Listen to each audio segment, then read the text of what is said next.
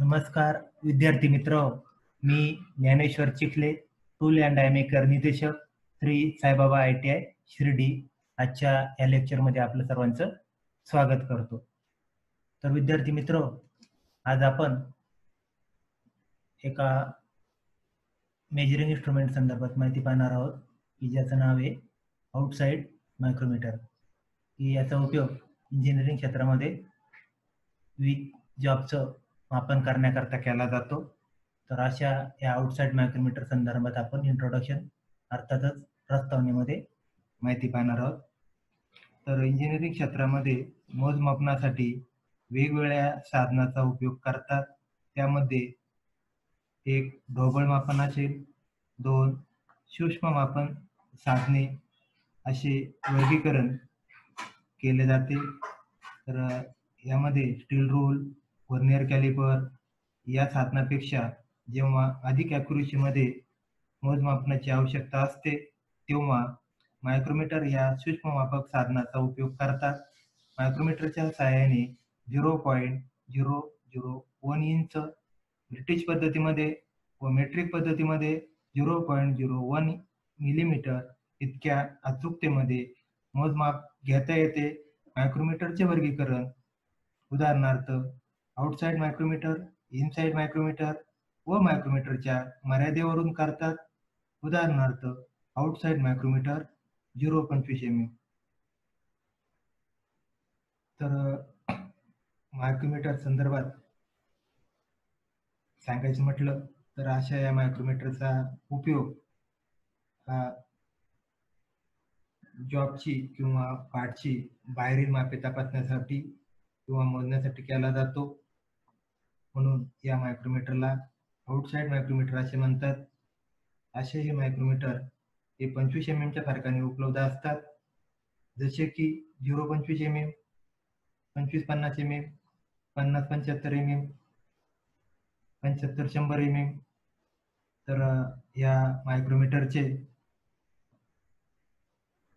Parts त्यामध्ये प्रामुख्याने frame caste steel material पासून, तर बॅरल, थिंबल आणि स्पिंडल इत्यादी भाग हे निकेल क्रोमियम स्टील या मटेरियल पासून तयार केलेले असतात, बनवलेले असतात. अशा प्रकारे आज आपण या आउटसाइड मायक्रोमीटर संदर्भात माहिती पाहत असताना इंट्रोडक्शन अर्थातच प्रस्तावनेमध्ये या मायक्रोमीटर संदर्भातली माहिती आपण पाहिली. त्यानंतर या आकृतीच्या माध्यमातून आपण मायक्रोमीटरचे पार्ट समजून घेणार आहोत. तर त्याच्यामध्ये आकृतीच्या माध्यमातून पार्ट समजून घेत असताना या ठिकाणी पहा, या टोकाचा डावीकडच्या टोकाचा भाग आहे मायक्रोमीटरचा, आउटसाइड मायक्रोमीटरचा एनव्हील.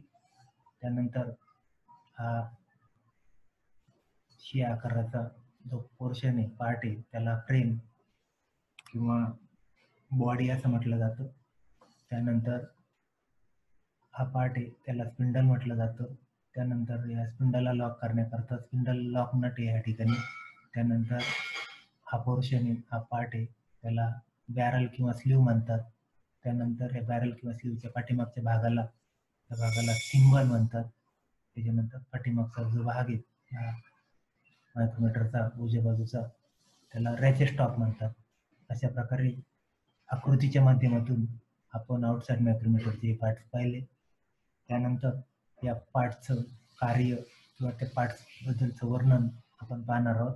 त्यामध्ये पहिल्यांदा पाहणार आहोत या ठिकाणी फ्रेम किंवा बॉडी त्याला म्हटलं जातं. तर फ्रेमचा आकार हा इंग्रजी अक्षर शी आकाराप्रमाणे असून कास्ट स्टील पासून ही फ्रेम बनवलेली असते. फ्रेम दिसण्यास व वजनास हलकी करण्याकरता तिला एका विशिष्ट मापात मशीनिंग केलेले असते. फ्रेमच्या एका टोकाला एनव्हील तर दुसऱ्या टोकाला स्लीव किंवा बॅरल जोडलेले असते. अशा प्रकारे आउटसाइड मायक्रोमीटरचा आपण एक पार्ट फ्रेम अर्थातच बॉडी या संदर्भात माहिती पाहिली. त्यानंतर पाहणार आहोत आपण पुढचा पार्ट एनव्हील. तर फ्रेमच्या एका टोकाला कार्बन स्टीलचा गोलाकृती तुकडा हार्डनिंग, ग्राइंडिंग, लॅपिंग इत्यादी क्रिया करून बसवलेला असतो. माप घेण्याच्या कार्यात एनव्हीलचा महत्त्वाचा वाटा असतो. अशा प्रकारे या आउटसाइड मायक्रोमीटरच्या अॅन्युअल संदर्भात ही माहिती पाहिली. त्यानंतर पुढचा पार्ट आपण पाहणार आहोत मायक्रोमीटरचा स्पिंडल. स्पिंडल हा अॅन्युअलच्या विरुद्ध बाजूला स्लीव्ह किंवा बॅरलमधून पुढे मागे करता येतो. त्यामुळे अॅन्युअलवर टेकवलेल्या जॉबच्या विरुद्ध बाजूने स्पिंडल टेकवता येतो. स्पिंडलच्या पाठीमागील टोकावर थ्रेड पाडलेले असतात की जे मेट्रिक मायक्रोमीटरमध्ये 0.5 mm किंवा 1/2 मिलीमीटर पिचचे हे थ्रेड पाडलेले असतात. अशा प्रकारे या स्पिंडल संदर्भात आपण माहिती पाहिली. त्यानंतर पुढच्या पार्ट संदर्भात माहिती पाहणार आहोत, त्यामध्ये बॅरल किंवा स्लीव्ह. तर फ्रेम मध्ये अॅन्युअलच्या दुसऱ्या टोकाला किंवा बाजूला स्लीव्ह किंवा बॅरल अशा प्रकारे बनवलेला असतो की विशिष्ट स्पॅनर हुक स्पॅनरने फिरवल्यास तो स्वतःभोवती फिरू शकतो. त्यामुळे थिंबलवरील शून्याशी बॅरलचा शून्य जुळविता येतो. त्यामुळे 0 एरर साधता येतो.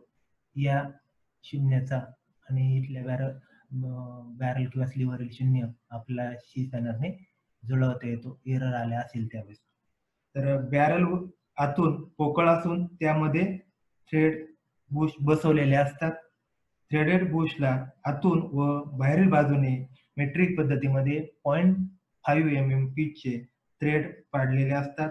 बाहेरील थ्रेडमुळे बुश बॅरलमध्ये बसते, तर आतील थ्रेडमुळे मायक्रोमीटरच्या स्पिंडलची हालचाल मागे पुढे होते. स्लीव्हवर बाहेरील बाजूने लांबीच्या दिशेने ग्रॅज्युएशन केलेलं असतं.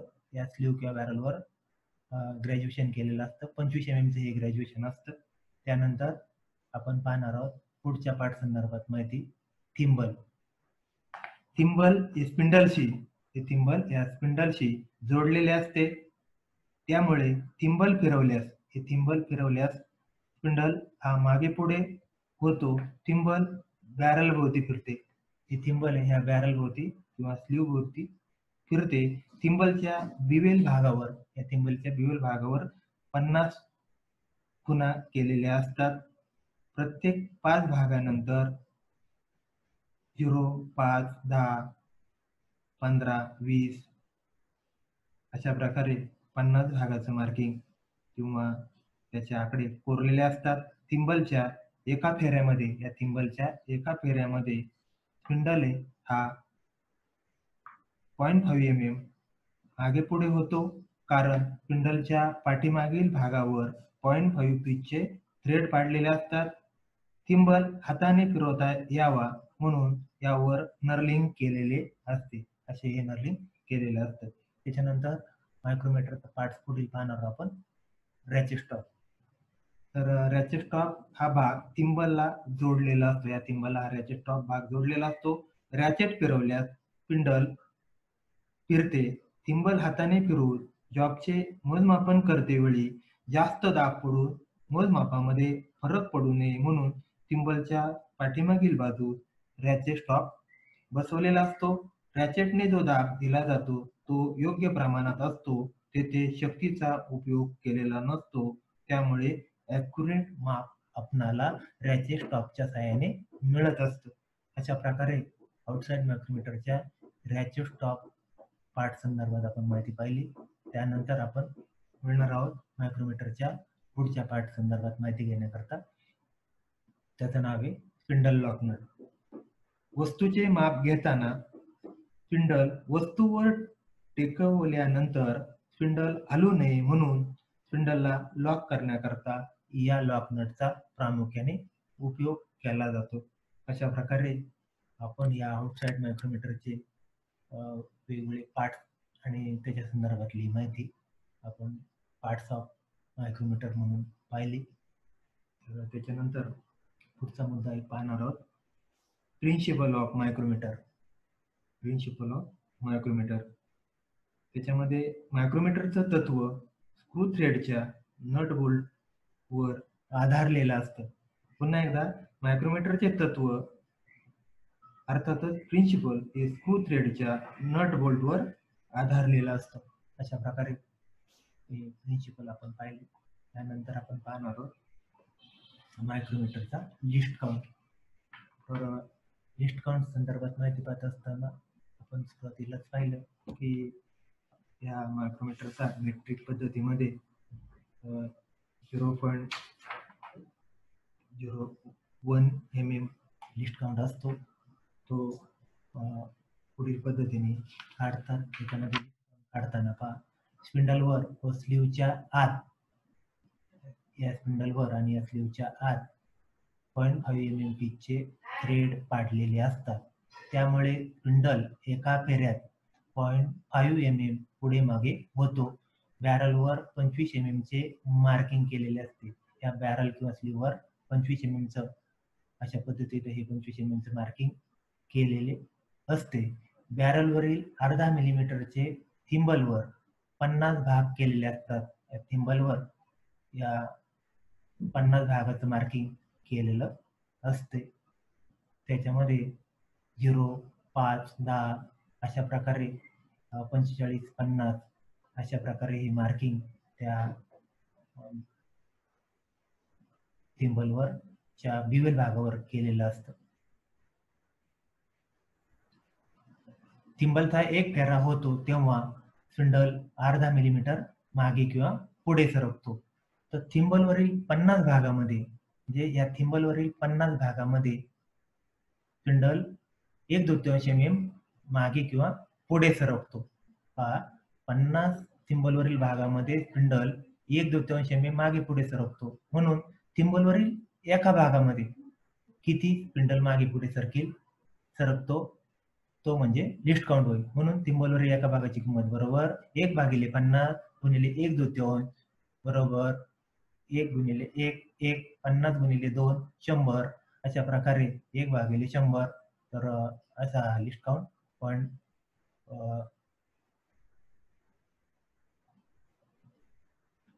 0.01 mm अशा प्रकारे हा काढला जातो. तर हा मेट्रिक पद्धतीमध्ये आउटसाइड मायक्रोमीटरचा काय असतो? लिस्ट काउंट असतो.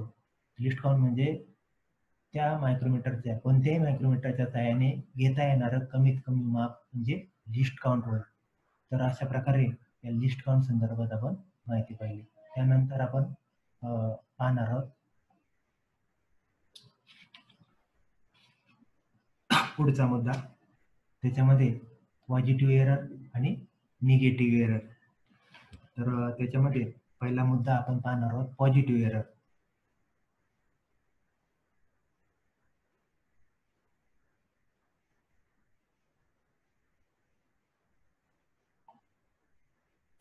तर पॉझिटिव्ह एरर संदर्भात माहिती पाहत असताना अॅन्युअलशी मायक्रोमीटरचे स्पिंडल जुळवल्यास, अॅन्युअलशी हा मायक्रोमीटरचा स्पिंडल जुळवल्यास थिंबलवरील शून्य रेषा बॅरलवरील रेषेच्या पाठीमागे राहत असेल. त्या बॅरलवरील रेषेच्या पाठीमागे राहत असते, त्यावेळी तेवढे मापन प्रत्येक वेळी मायक्रोमीटरने माप घेताना वजा करावे लागते. त्यास पॉझिटिव्ह एरर असे म्हणतात. उदाहरणार्थ मायक्रोमीटरमध्ये एरर 0.02 मिलीमीटर असताना 40 मिलीमीटर साठी रीडिंग 39.98 येतं. म्हणजे पॉझिटिव्ह एरर जेवढा आहे एवढा तो वजा करायचा आलेल्या मापामधून थोडक्यात. त्याच्यानंतर पुढचा एररचा प्रकार आपण पाहणार आहोत निगेटिव्ह एरर. या निगेटिव्ह एरर संदर्भात माहिती पाहत असताना अॅन्युअलशी मायक्रोमीटरचा स्पिंडल जुळवल्यास ज्यावेळेस थिंबलवरील रेषा बॅरल किंवा स्लीवच्या रेषेच्या पुढील बाजूस असते, याच्या पुढे असते ही थिंबलवरील रेषा, त्यावेळी मायक्रोमीटरने माप घेताना त्या मापात शून्य मापन हे अधिक करावे लागते. याला निगेटिव्ह एरर असे म्हणतात. उदाहरणार्थ मायक्रोमीटर मध्ये एरर 0.02 मिलीमीटर असताना 25 मिलीमीटर साठी 25.02 मिलीमीटर रीडिंग येणार आहे. अशा प्रकारे ही आपण या पॉझिटिव्ह आणि निगेटिव्ह एरर संदर्भात माहिती पाहिली. तर पॉझिटिव्ह एरर असताना जेवढा एरर आहे तेवढ्या आलेल्या मापातून वजा करायचा असतो.